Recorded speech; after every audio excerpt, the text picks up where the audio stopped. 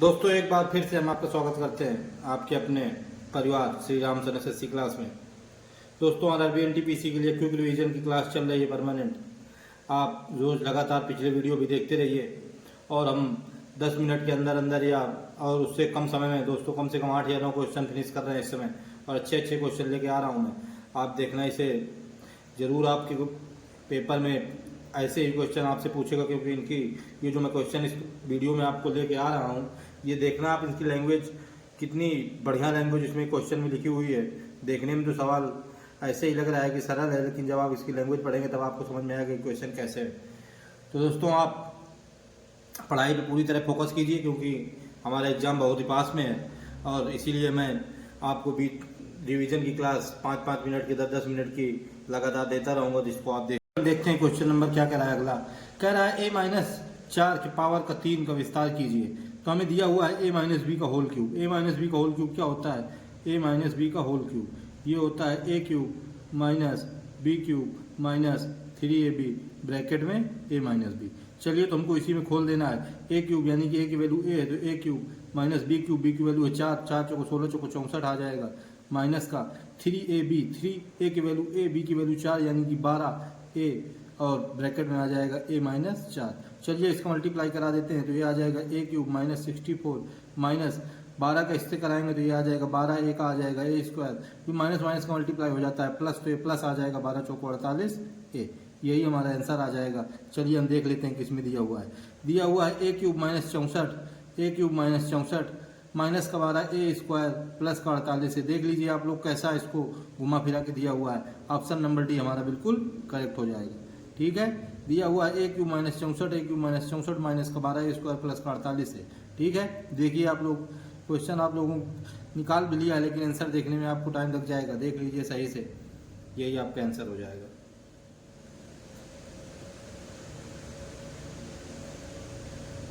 लोगों को ऐसे रिवीजन की क्लास 5-5 मिनट की या 8-8 मिनट की देता रहूँगा, जिससे आपका रिवीजन बहुत ही अच्छी तरह से होता रहे। चलिए दोस्तों तो हम ज़्यादा बातचीत ना करते हुए चलते हैं सीधे अपने क्वेश्चन पर। क्या कह रहा है क्वेश्चन कह रहा है 18 नंबर क्वेश्चन है। कह रहा है बी किसी कार्य के 50% हिस्से को 20 दिनों में करता है। कितने को? 50% हिस्से को 20 दिनों में करता है। चलिए तो हम मान ले रहे हैं कि अगर 50% हिस्से को 20 दिनों में करता है तो 100% हिस्से को कितने दिनों में करेगा? 100% हिस्से को करेगा 40 दिनों में। कितने दिनों में कर देगा? 100% हिस्से को कर देगा 40 दिनों में। ठीक है, कह रहा है सी बी के साथ कार्य में शामिल हो जाता है और शेष कार्य को वो दोनों 4 दिन में पूरा करते हैं। अब 50% पहले हो गया तो शेष कार्य कितना बचा? 50%। बी प्लस सी ये बी 100% हिस्से को 40 दिनों में करता है। बी प्लस सी कितने? इनको भी 100% हिस्सा मान लेते हैं 50% की जगह में। 100% हिस्सा कितने? 4 दिनों में था, आधा 100 हो जाएगा 8 दिन, यानी कि ये भी डबल हो जाएगा 100% हिस्सा। अब चलिए अब हम इनका टोटल मान लेते हैं। टोटल काम कितना था? तो इसका एलसीएम निकल के आ गया 40, यानी कि इसकी क्षमता निकल के आ गई 1 यूनिट, इसकी क्षमता निकल के आ गई 5 यूनिट। हमसे पूछ रहा है सी पूरे कार्य को अकेले कितने दिनों में करेगा। बी प्लस सी 5 में करते हैं, बी अकेले 1 में करता है, तो अगर बी से इसकी वैल्यू निकाल देंगे तो सी की वैल्यू निकल के आ जाएगी 4, जो कि निकल के आ जाएगी 40/4 यानी कि 10 दिन। कितने दिनों में? 10 दिन में सी काम को फिनिश कर देगा।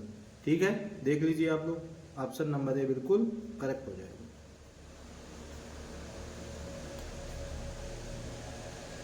देखते हैं नेक्स्ट क्वेश्चन। दोस्तों देखिए क्वेश्चन आ गया प्रॉफिट एंड लॉस से। कह रहा है एक वस्तु को 1235 रुपये में बेचने पर 5% की हानि होती है। 5% की हानि यानी कि 95% की वैल्यू हमको दी हुई है।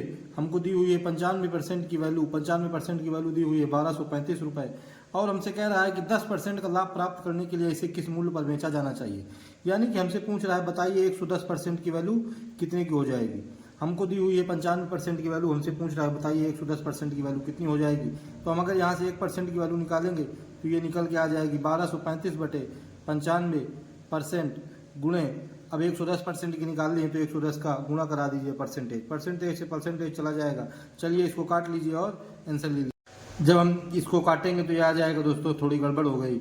5 से काटेंगे तो 19 पना 95, 5 से इसको भी काटेंगे 5 दूनी 10, 1 बच जाएगा, यानी कि 5 दूनी 10, 22 आ जाएगा।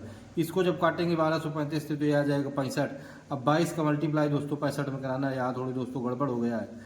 क्या कराना है? 65 × 22, तो 22 पंचे होता है 110, 110 की आ जाएगी 0, कैरी लग जाएगा 11, 22 पंचे 110, 22 छक्का 132, 132 और 11 आ जाएगा 142, 143, 1430 रुपये। दोस्तों सॉरी वो गलती हो गई थोड़ी, ये आ जाएगा 1430 रुपये।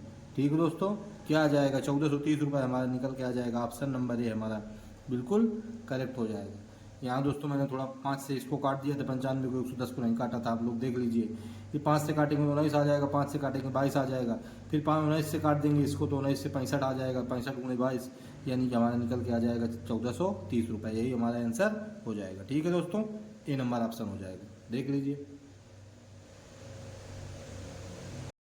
चलिए दोस्तों देखते हैं एक और प्रॉफिट लॉस का सवाल है। कह रहा है एक वस्तु को 15% के लाभ पर 920 रुपए में बेचा जाता है, यानी कि 115% 115% की वैल्यू हमें दी हुई है, ये दी हुई है 920 रुपए। क्या दी हुई है? 920 रुपए। हमसे कह रहा है 20% का लाभ प्राप्त करने के लिए इसे कितने में बेचा जाना चाहिए, यानी कि हमसे 120% की वैल्यू फाइंड करने के लिए कह रहा है। ठीक है, 115% की हमें पता है तो हम 1% की निकाल लेंगे, यानी कि हमें पता है 115% बराबर 920, तो 1% बराबर निकल के आ जाएगा 920 बटे 115%। अब 1% की निकल के आ गई तो 120% की निकालने के लिए 120% बराबर निकल के आ जाएगा 920 बटे 115% गुणते 120%। परसेंटेज से परसेंटेज चला जाएगा, 5 से काट दीजिए तो यह जाएगा 5 दूनी 10, 1 बच जाएगा, 5 3 का 15, 5 से काट दीजिए 5 दूनी 10, 2 बच जाएगा, 5 चौको 20, 23 से काट दिए 23 के 23, 23 दूनी 46, 46 दूनी 92 यानी कि 4 आ जाएगा 40, तो ये निकल के आ जाएगा 24 चौको 96, 960 रुपये। 960 रुपये 120% के लाभ में बेचा जाएगा तो 960 रुपये निकल के आ जाएगा। देख लीजिए ऑप्शन नंबर सी हमारा बिल्कुल करेक्ट हो जाएगा, 960 रुपये निकल के आ जाएगा। दोस्तों आप देख लीजिए, हम क्वेश्चन को तेज ही करेंगे, आप कल सॉल्यूशन भी देखते जाइए कि कितनी तेज कैलकुलेशन की जा रही है। ठीक है, देखते हैं नेक्स्ट क्वेश्चन क्या कह रहा है। चलिए दोस्तों देखते हैं 21 क्वेश्चन क्या कह रहा है। कह रहा है 5000 रुपए की दो जमा राशियों के परिपक्वता मूल्य के बीच का अंतर क्या है, जिनमें से प्रत्येक को 2 वर्ष के लिए निवेश किया जाता है। पहली को 5% के साधारण ब्याज पर निवेश किया जाता है और दूसरी को वार्षिक रूप से संयोजित ब्याज की समान दर पर निवेश किया जाता है। तो दोस्तों ये हमसे परिपक्वता मूल्य यानी कि हमसे पूछ रहा है 2 वर्ष के साधारण ब्याज और चक्रवृद्धि ब्याज के अंतर पूछ रहा है। हमसे पूछ रहा है कि 2 वर्ष का सीआई और एसआई का अंतर ज्ञात कीजिए। तो दोस्तों हम इसको करेंगे ट्री मेथड से। तो ये 5000 रुपये, अब दोनों वर्षों में हमें पता है कि साधारण ब्याज समान होता है, तो 5000 रुपये का 5% निकाल लीजिए। अगर 5% निकालेंगे तो ये निकल के आ जाएगा 5000 गुणे 5 बटे 100, 2 जीरो से 2 जीरो चला जाएगा, ये निकल के आ जाएगा 250 रुपये। पहले साल साधारण ब्याज हो जाएगा 250 रुपये, दूसरे साल भी साधारण ब्याज कितना हो जाएगा, दूसरे साल भी साधारण ब्याज 250 रुपये ही हो जाएगा, 250 रुपये इधर भी हो जाएगा। पहले साल तो साधारण ब्याज वही रहता है, चक्रवृद्धि ब्याज भी वही रहता है, तो पहले साल चक्रवृद्धि ब्याज भी 250 रुपये ही रहेगा। क्या रहेगा? तो 250 रुपये ही चक्रवृद्धि ब्याज भी रहेगा। ये सीआई है दोस्तों, ये एसआई है। अब दूसरे साल चक्रवृद्धि ब्याज 250 रुपये तो रहेगा ही, और 250 रुपये में भी 5% का ब्याज लग जाएगा। तो जब 250 रुपये में 5% का ब्याज लगेगा तो ये निकल के आ जाएगा 250 गुणे 5 बटे 100, तो हम निकाल 1 जीरो से 1 जीरो चला जाएगा, 5 दूनी 10 चला जाएगा, ये 25 बटे 2 यानी कि 12.5%। 12.5% कह रहा हूँ, 12.5 रुपये, 12.5 रुपये निकल के आ जाएगा। यही हमारा 2 साल का साधारण ब्याज और चक्रवृद्धि ब्याज के बीच में अंतर होता है, तो यही हमारा आंसर हो जाएगा 12.50 रुपये। कितना हो जाएगा दोस्तों? 12.50 रुपये, क्योंकि 1000 रुपये 1000 रुपये 2 साल का, सॉरी 250 500 रुपये 2 साल का साधारण ब्याज मिलेगा, 250 500 रुपये तो चक्रवृद्धि ब्याज मिलेगा ही, लेकिन 12.5 रुपये चक्रवृद्धि ब्याज और मिल जाएगा। ठीक है, देख लीजिए क्वेश्चन। चलिए दोस्तों देखते हैं क्वेश्चन नंबर 22। कह रहा है समलंब का क्षेत्रफल 18 वर्ग सेंटीमीटर है, इसकी ऊंचाई और आधार क्रमशः 3 सेंटीमीटर और 5 सेंटीमीटर है। ऊंचाई दी हुई है और आधार दिया हुआ है। कह रहा है इसके आधार के समांतर भुजों की लंबाई ज्ञात कीजिए। तो दोस्तों ट्रेपेजियम ऐसा बना होता है, ये हमको गिवन है, ये ऊंचाई हमको गिवन है और ये आधार गिवन है। आधार दिया हुआ है 5 सेंटीमीटर, ऊंचाई दी हुई है 3 सेंटीमीटर। हमसे पूछ रहा है समांतर भुजों की लंबाई, हमको ये पूछ रहा है यल की वैल्यू कि बताइए इसकी वैल्यू क्या है। हमें पता है कि समलंब का क्षेत्रफल क्या होता है, समलंब का क्षेत्रफल बराबर होता है 1/2 क्या होता है 1/2 आधार 1/2 सॉरी समांतर भुजाओं का योग 1/2 समांतर भुजाओं का योग 1/2 समांतर भुजाओं का योग ब्रैकेट के अंदर होता है मतलब इंटू ऊंचाई 1/2 समांतर भुजाओं का योग इंटू ऊंचाई। चलिए हम देख लेते हैं समांतर का क्षेत्रफल हमको दिया है समलंब का 18 1/2 समांतर भुजाओं का योग 5 प्लस उसको हमने मान लिया यल इंटू ऊंचाई दी हुई है 3। अब ये 3 से इधर कट जाएगा 3 छंग 18 आ जाएगा 2 का इधर क्रॉस मल्टीप्लाई हो जाएगा तो आ जाएगा 6 दूनी 12 5 प्लस यल यानी कि 5 इधर आ जाएगा तो यल बराबर आ जाएगा 7 सेंटीमीटर। यही हमारा आंसर आ जाएगा। दूसरे समांतर भुजा की लंबाई कितनी आ जाएगी ये निकल के आ जाएगी 7 सेंटीमीटर।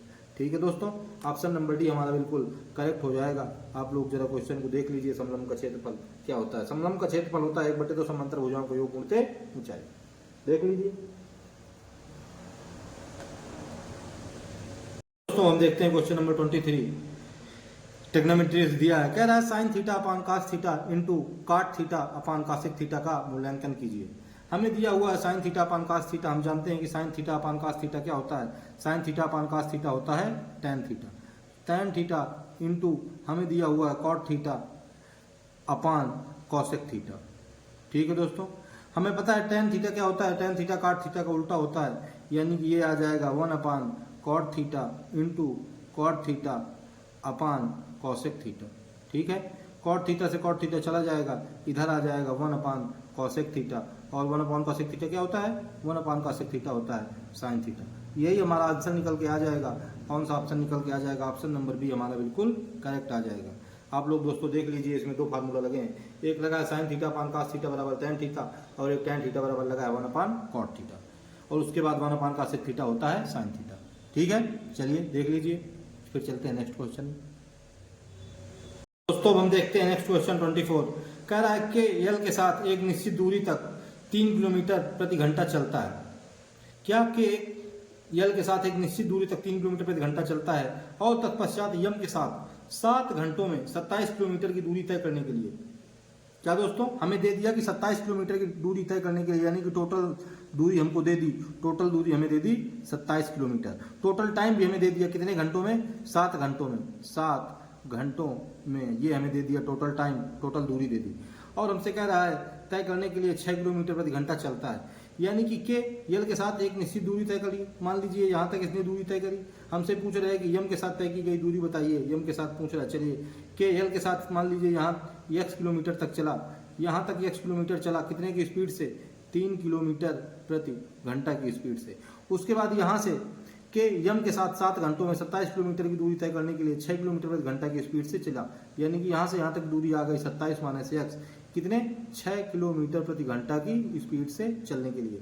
ठीक है, हमें टोटल टाइम दिया हुआ है, हम इनका दोनों को टाइम निकाल लेंगे कि इतनी दूरी चलने में कितना टाइम लगा, इतनी दूरी चलने में कितना टाइम लगा और टोटल टाइम के बराबर कर देंगे तो हमारा निकल के आ जाएगा आंसर। चलिए देखते हैं, x की वैल्यू निकल के आ जाएगी, उससे हम निकाल लेंगे कि कितनी दूरी चली गई। अब हम समय t1 यानी कि हमें क्या करना है, हमें करना है t1 प्लस t2 बराबर कैपिटल T। कैपिटल T की वैल्यू हमें दी हुई है 7 घंटा। चलिए समय बराबर क्या होता है, समय बराबर होता है दूरी बटे चाल। पहले वाले की दूरी x थी, चाल थी 3 प्लस वही समय बराबर होता है दूरी बटे चाल। दूरी है 27 माइनस x बटे चाल है 6 बराबर टोटल टाइम कितना है 7 घंटे। चलिए इसको हम सॉल्व कर लेते हैं। इधर से एलसीएम निकल के आ जाएगा 6, यानी कि 3 दूनी 6 2x प्लस 6 एकम 6 तो वही आ जाएगा 27 माइनस x प्लस लगा है तो साइन कोई नहीं दिक्कत है, ब्रैकेट खोल दीजिए बराबर 7। इधर क्लास मल्टीप्लाई हो जाएगा तो ये आ जाएगा 7 6 42, 27 उधर चला जाएगा यानी कि 2x ये आ जाएगा x बराबर 42 माइनस 27 उधर चला जाएगा तो इधर से x निकल के आ जाएगा 27 और 15 होते हैं 42, 12 में 7 चला गया 5 3 में 2 गया 1, यानी x की वैल्यू 15 निकल के आ गई। अब हमसे पूछ रहा है बताइए यम के साथ तय की गई दूरी, यम के साथ तय की गई दूरी है 27 माइनस x, यानी कि कितना निकल के आ गया, निकल के आ गया 27 माइनस 15 बराबर 12 किलोमीटर दूरी यम के साथ तय की गई है। यही हमारा आंसर होगा। दोस्तों आप इसको सही से देख लीजिए, क्वेश्चन बहुत बढ़िया है, देख लीजिए आप अच्छे से देख लीजिए।